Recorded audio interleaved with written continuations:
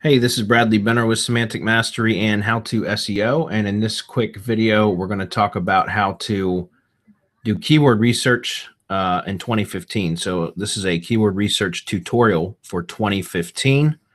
And there's a couple different tools we're going to run through very quickly just to give an overview. And then also there's way more in-depth training on keyword research and a separate video for each one of these tools that I'm about to show you on a special training site that I set up, and it's 100% free that you can access by going to keywordsuggest.co.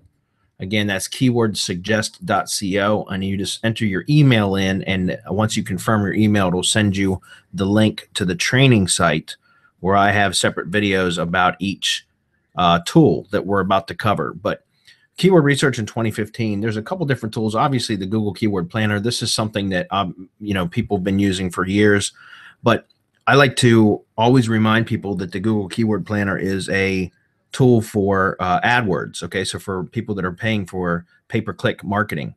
All right, so it's not really an SEO tool.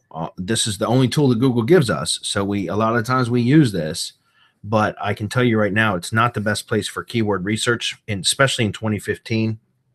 But it is a good place to start, and you can get an idea of like how valuable the keywords are because of the what people are paying on the cost per click, the CPC cost. Okay, the cost per click cost. So that's one thing that you can do is use Google Keyword Planner for that, and it'll show some search volume. But I found that there's a lot of keywords that you can find in other areas that don't necessarily show up in the keyword planner, but are great keywords to be targeting for SEO campaigns. Okay, because the other part of this is everybody uses the Google Keyword Planner. So the keywords that it shows are a lot of the times they're more competitive because that's where people go to find keywords to optimize for.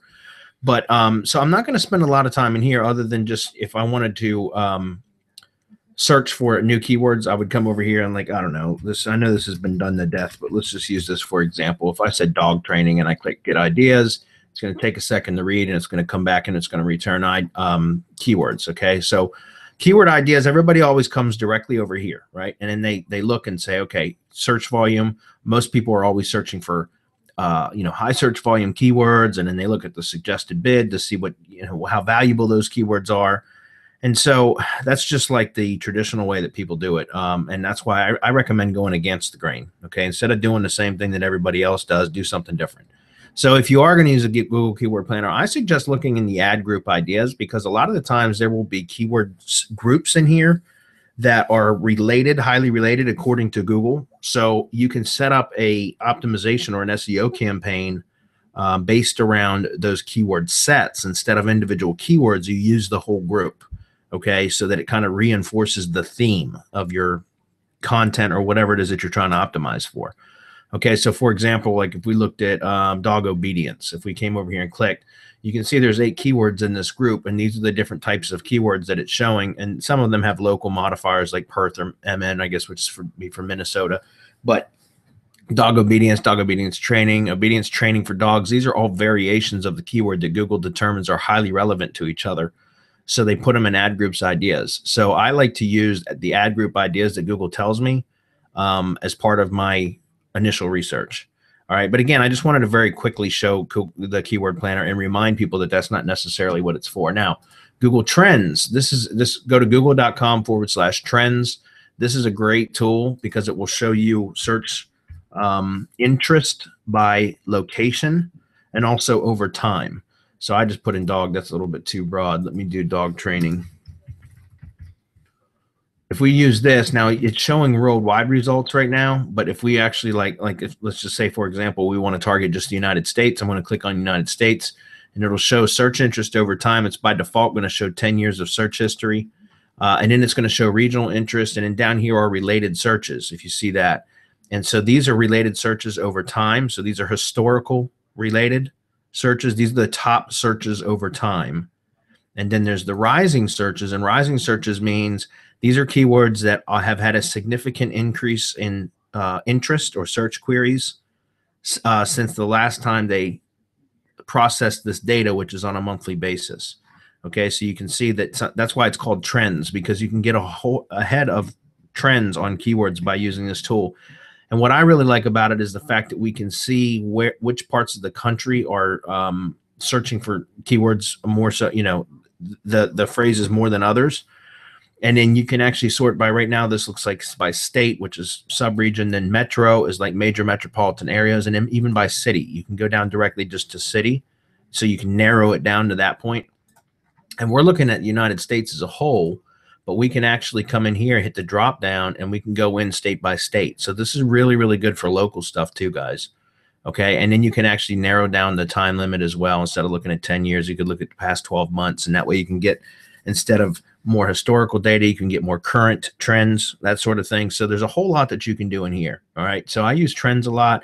And what I really like about this, like I said, is the rising terms tab, because it will give us additional terms that we can use that a lot of the times aren't even showing in the Google Keyword Planner.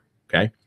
The next tool, and guys, remember, like I said, I have over at the keywordsuggest.co. If you just click the button, you can watch this video if you want. And then if you click this button here, submit your email. As soon as you confirm your email, I'll send you a link that will take you over to a training site where I have separate videos going into more in depth on each of these tools and how to select keywords properly, how to look for low competition keywords so that you'll have a better chance of success in driving initial traffic, that sort of thing. Okay, so just make sure you go to keywordsuggest.co. Again, this will also be in the video below, or in the description below this video. Lastly, this is another tool called ubersuggest.org. This has been around for a while, but this is a scraping tool, a suggest scraping tool. So in other words, when you go to google.com and you start typing in a query, you know how the suggested phrases come up. The suggested search queries show up.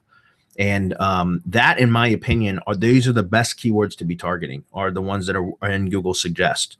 Because people are lazy and they don't like to finish typing out their query if there's a one that's closely related enough that's suggested for them. And also, if you take out if you have a smartphone and you start to do a Google search on a smartphone, you'll see that the suggest phrases take up half of the screen and the other half of the screen is your keyboard. So it's like all of mobile search is coming through suggested phrases, because most people don't finish or complete their search query because it's just inconvenient, and the suggested terms come up and it's just so easy just to tap a term, especially on, like I said, on a mobile device. So suggested phrases or suggest terms are my favorite for SEO campaigns. I found a lot of hidden gems in there. So let's just use this one more time so I can show you. Now, guys, this is a free tool, so it's not near as robust as some others. And again, over at keywordsuggest.co, once you get to the training site, you'll see that there's some options in there for some other tools that are going to be a hell of a lot more efficient for you, okay, that give you even more results, and you can sort, and you can also scrape YouTube and eBay and Amazon and Bing and a bunch of other places. But this one's still not bad. But let's take a look at this dog training. We'll hit suggest, and it's pretty quick. If you see, now we've got all these different terms here that we could take a look at. We can even actually just click on a plus button and it'll put them on a clipboard. And then we can click get, and it'll copy them to a clipboard for us. And then we can paste them into the keyword planner and then get the metrics if we wanted to. Okay. But like dog training aids, that'd be good for products, dog training books, So these will show you a bunch of suggested phrases based on dog training as the seed keyword. So just wanted to give you a brief overview of what the different types of tools are that you can use that are free. That, again, I've got much more in-depth training on each one of these tools on the Google keywordsuggest.co site. This is the opt-in page, and I'll send you the link as soon as you submit your email and confirm it, and then you can go check that out. And there's some case studies on there as well. So again, this is Bradley Benner with Semantic Mastery and How to SEO, and I will see you in the next video.